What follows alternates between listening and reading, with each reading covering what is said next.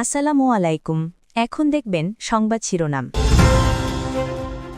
Plot দুর্নীতির ৩ মামলায় শেখ হাসিনাকে ২১ বছরের কারাদণ্ড, জয় পুতুলের ৫ বছর করে সাজা, বরাদ্দ পেতে দেয়া হয়েছিল মিথ্যা। আইন শৃঙ্খলা বাহিনীর সাথে ইসির বৈঠক, রাজনীতিবিদদের আতিথেয়তা গ্রহণ না করার নির্দেশ, আলোচনায় পোস্টাল ব্যালটের নিরাপত্তা। সংবিধান সংশোধনের ৪টি বিষয় সহজভাবে বোঝানোই গণভোটের মূল চ্যালেঞ্জ, বলছেন বিশেষজ্ঞরা। দল ও গণ্যমান্য ব্যক্তি। বিমান বাহিনীর আধুনিকায়ন ও প্রযুক্তিগত উন্নয়নে পদক্ষেপ নেওয়া হচ্ছে, জানালেন বাহিনী প্রধান। ভোটের দায়িত্ব পালনে প্রস্তুত বাহিনী। এতক্ষণ দেখছিলেন সংবাদ শিরোনাম, এখন দেখবেন বিস্তারিত। ক্ষমতার অপব্যবহার করে রাজুকের প্লট দুর্নীতির ৩ মামলায় সাবেক প্রধানমন্ত্রী শেখ হাসিনাকে ৭ বছর করে মোট ২১ বছরের কারাদণ্ড দিয়েছেন আদালত। এ মামলায় শেখ হাসিনা পুত্র সজীব ওয়াজেদ জয় ও কন্যা সাইমা ওয়াজেদ পুতুলকে ৫ বছর করে কারাদণ্ড দিয়েছেন আদালত। ঢাকার বিশেষ জজ আদালত ৫-এর বিচারক মোহাম্মদ আবদুল্লাহ আল মামুন এই রায় দেন। আদালতের পর্যবেক্ষণ, শেখ হাসিনাকে প্লট দিতে স্বাভাবিক কোনো প্রক্রিয়াই অবলম্বন করা হয়নি। তার হলফনামায় কোনো নোটারি ছিল না, এটি ছিল জাল। আর এই মামলায় গ্রেফতার একমাত্র আসামি রাজুকের সদস্য খুরশিদ আলমকে ১ বছর কারাদণ্ড দিয়েছেন আদালত। এছাড়াও সাবেক গৃহায়ন ও গণপূর্ত প্রতিমন্ত্রী শরীফ আহমেদের ৬ বছর করে ৩ মামলায় ১৮ বছর কারাদণ্ড দিয়েছেন আদালত। রাজুকের প্রতি আদালতের পর্যবেক্ষণ, যারা আইন পালন করতে জানে না তাদের রাজুকের বোর্ড সদস্যের দায়িত্ব থেকে সরিয়ে দেওয়া উচিত। এই রায় তাদের প্রতি বার্তা, যাতে ভবিষ্যতে কোনো সরকারি কর্মকর্তা এমন অন্যায় করতে না পারে। এ রায়ে অসন্তোষ জানিয়ে আপিল করার কথা জানান দুদকের আইনজীবী। বলেন, কেউ আইনের ঊর্ধ্বে নয়, এই রায় তার প্রমাণ। রায় ঘিরে আদালত প্রাঙ্গণে মোতায়েন করা হয়েছে বিজিবি। ওনার সাজা হচ্ছে ৭ বছর করে ৩ সাতা ২১ বছর, এবং ওনার জরিমানা হচ্ছে ৩ লক্ষ টাকা, অনাদায়ে ১৮ মাস বিনাশ্রম কারাদণ্ড। সাইমা ওয়াজেদ পুতুল যে মামলার প্রধান আসামি, তার সাজা হচ্ছে ৫ বছর। ৩টি মামলায় ২১ জন আসামির বিভিন্ন মেয়াদে সাজা হয়েছে।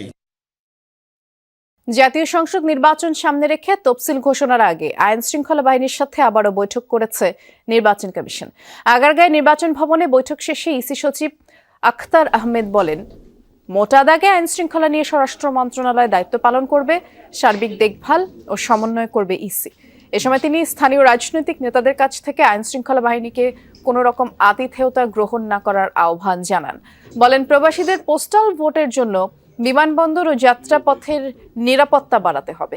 এর আগে বৈঠকে প্রধান নির্বাচন কমিশনার এএমএম নাসির উদ্দিনের সভাপতিত্বে ৪ নির্বাচন কমিশনার, স্বরাষ্ট্র সচিব, ইসি সচিব সহ বাহিনী ও সংস্থার শীর্ষ ব্যক্তিরা এতে অংশ নেয়।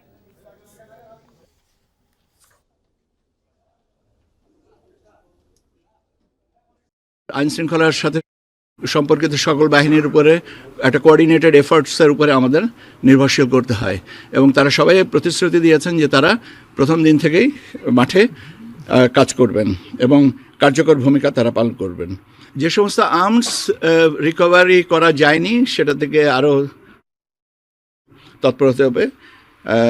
লস্ট আর্মস এবং ইললিগাল আর্মস এই দুটোর ব্যাপারে যেগুলো গোয়েন্দা তৎপরতা বাড়াতে হবে। ব্যাপারে যে বিষয়গুলো এসেছে সেখানে যে 3 ধরনের যে মুভমেন্ট থাকবে, স্ট্রাইকিং ফোর্স থাকবে, সেই বিষয়গুলো নিয়ে বলা হয়েছে যে আইন শৃঙ্খলা বাহিনীর আসলে ভূমিকা অনুযায়ী, তাদের অবস্থান অনুযায়ী, তাদের মুভমেন্ট অনুযায়ী আসলে 3 ভাগে ভাগ করা হয়েছে। একটি হচ্ছে স্ট্যাটিক, আরেকটি হচ্ছে মোবাইল টিম, মোবাইল ফোর্স হিসেবে থাকবে, এবং আরেকটি হচ্ছে স্ট্রাইকিং ফোর্স। এখানে স্ট্যাটিক বলতে যাদেরকে বোঝানো হচ্ছে যে তারা হচ্ছে ভোট কেন্দ্রে থাকবেন, ভোট কেন্দ্রে অবস্থান করবেন। এছাড়া থাকবে মোবাইল যে ফোর্স থাকবে, সেখানে থাকবে চেকপোস্টেও তারা অবস্থান করবেন। স্ট্রাইকিং ফোর্স আসলে বিভিন্ন সময় বিভিন্ন পরিস্থিতির উপর নির্ভর করে তারা বিভিন্ন জায়গায় তৎপর হবেন, এই বিষয়টি নিয়ে কিন্তু এসি সচিব বলেছেন। এছাড়া আরেকটি বিষয় হচ্ছে যে আচরণবিধির ব্যাপারে কিন্তু নির্বাচন কমিশনের তরফ থেকে বলা হয়েছে যে আচরণবিধি যেন সম্পূর্ণ সঠিকভাবে প্রতিপালিত হয় এবং ঠিক সময় মতোই প্রতিপালিত হয়, এই বিষয়টির ব্যাপারে কিন্তু জোর দিয়েছে নির্বাচন কমিশন। এবং আইন শৃঙ্খলা বাহিনীর তরফ থেকেও কিন্তু তারা এই কথাটি দিয়েছেন যে তারা আসলে এই বিষয়টি যাতে যথাযথভাবে পরিপালিত হয় সে বিষয়টির জন্য কিন্তু তারা আসলে মাঠে তৎপর থাকবেন। এছাড়া আরও কিছু বিষয় এখানে ছিল, এখানে হচ্ছে যে অপতথ্য রোধে এই নির্বাচনের সময় আসলে নির্বাচন কমিশনের একটি আলাদা সেল থাকবে, মনিটরিং সেলের বাইরেও আলাদা একটি সেল থাকবে, সেটি হচ্ছে সাইবার সেল। সেই সাইবার সেলের মাধ্যমে কিন্তু অপতথ্যকে কীভাবে মোকাবিলা করা যায় সেই বিষয়টি নিয়ে কিন্তু আসলে সবসময় তৎপর থাকবে কমিশন। এবং আরেকটি বিষয় হচ্ছে যে বিগত দুর্গাপূজায় একটি অ্যাপ ব্যবহার করা হয়েছিল এই অন্তর্বর্তী সরকার তরফ থেকে, সেই অ্যাপটিও কিন্তু ব্যবহার করবে নির্বাচন কমিশন। সেই সাথে এগুলো ছাড়াও সিআইডি এবং তথ্য মন্ত্রণালয়ের কাছ থেকে তাদের যে ফ্যাক্ট চেকিং টুলস রয়েছে সেই টুলস কিন্তু ব্যবহার করবে নির্বাচন কমিশন। এছাড়া এখানে আরও অন্যান্য ব্যাপারে কিন্তু আসলে আইন শৃঙ্খলা বাহিনীর কি ভূমিকা থাকবে সে ভূমিকা নিয়েও কিন্তু আসলে বলা হয়েছে। এবং এখানে পুরো ব্যাপারটি কিন্তু আসলে দেখবে, এখানে পুরো ব্যাপারটি স্বরাষ্ট্র মন্ত্রণালয়ের অধীনে পরিচালিত হবে। তবে ওভারঅল যে মনিটরিং এবং কোঅর্ডিনেশন, সে ওভারঅল মনিটরিং এবং কোঅর্ডিনেশন করবে নির্বাচন কমিশন। এবং আরেকটি বিষয় কিন্তু ইসির সিনিয়র সচিব আখতার আহমেদ বলেছেন যে 28 তারিখ পর্যন্ত বর্তমানে যে সেনাবাহিনীর যে ম্যাজিস্ট্রেসি পাওয়ার, সেই ম্যাজিস্ট্রেসি পাওয়ার কিন্তু ততদিন পর্যন্ত বহাল থাকবে, ফেব্রুয়ারি পর্যন্ত। এবং এই যে তাদেরকে দিয়ে কিভাবে কি ধরনের কাজ করানো হবে সেটি পুরোটাই কিন্তু দেখবে স্বরাষ্ট্র মন্ত্রণালয় এবং সংশ্লিষ্ট রিটার্নিং কর্মকর্তা। সংবিধান সংশোধন সম্পর্কিত 4টি বিষয় জনগণকে সহজ ভাষায় বোঝানোই হবে গণভোটের মূল চ্যালেঞ্জ। নির্বাচন বিশেষজ্ঞরা বলছেন, এ নিয়ে সরকারি প্রচারণার পাশাপাশি রাজনৈতিক দল ও স্থানীয় গণ্যমান্য ব্যক্তিদের সম্পৃক্ত করতে হবে, তা না হলে ভোটের হার কমবে বলেই মনে করেন তারা। একই সাথে ভোট কেন্দ্র, বুথ এবং ভোট গ্রহণ কর্মকর্তা বাড়ানোর পরামর্শ দিয়েছেন বিশেষজ্ঞরা। ফেব্রুয়ারির প্রথম ভাগে হবে জাতীয় সংসদ নির্বাচন। এর মধ্যেই বিএনপি, জামায়াত সহ কয়েকটি দল প্রার্থীও ঘোষণা করেছে। সারা দেশেই বইছে নির্বাচনী আমেজ। অফিস, আদালত কিংবা চায়ের আড্ডা, সবখানেই ভোটের আলাপ। এই আলোচনায় নতুন করে এবার যুক্ত হয়েছে গণভোট প্রসঙ্গ। জুলাই জাতীয় সনদ বাস্তবায়ন আদেশে সংবিধান সংস্কার সম্পর্কিত বেশ কিছু প্রস্তাবে জনগণের সম্মতি আছে কিনা তা যাচাইয়ে মঙ্গলবার গণভোট অধ্যাদেশ জারি করেছে সরকার। অধ্যাদেশে বলা হয়েছে, ত্রয়োদশ জাতীয় সংসদ নির্বাচনের দিনই হবে গণভোট। তবে সংবিধান সংস্কার সম্পর্কিত যে 4টি বিষয়ের উপর গণভোট অনুষ্ঠিত হবে এ সম্পর্কে কতটুকু জানেন সাধারণ ভোটাররা? আমি তো এটা জানি না কিভাবে কি দিব।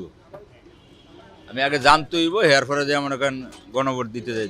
গণভোট সম্বন্ধে আমাদের বাংলাদেশের মানুষ জানে না, সে গণভোট সম্বন্ধে আমরা জানি না, আমরা কি বুঝবো? অধ্যাদেশে বলা হয়েছে, জাতীয় সংসদ ও গণভোটের তফসিল হবে একই দিনে। 2 নির্বাচনের ভোট কেন্দ্র এবং বুথ থাকবে একই। জাতীয় নির্বাচনের জন্য থাকছে সাদা ব্যালট আর গণভোট হবে রঙিন ব্যালটে, যেখানে সংবিধান সংশোধনের 4টি বিষয় তুলে ধরে একটি প্রশ্নে হ্যাঁ অথবা না ভোট দিবেন ভোটাররা। এ নিয়ে ভোটের 3 মাস আগে থেকে ব্যাপক প্রচারণা চালানোর কথা বলছে সরকার, যা এই গণভোটের মূল চ্যালেঞ্জ বলছেন নির্বাচন বিশেষজ্ঞরা। আমরা কতটুকু পারবো সাধারণ মানুষকে রিচ করতে, এই প্রশ্নগুলো কতটুকু তারা বুঝতে পারবে, বুঝে ভোটটা দিবে, এটা একটা রয়ে গেছে। দ্বিতীয়ত হচ্ছে আরেকটা, মানুষ আসলেই ভোটটা দিবে কিনা। সর্বস্তরের মানুষকে যদি ইনভলভ করা যায় এই প্রচারণায়, তাহলে কিছুটা হয়তো কাজ হতে পারে।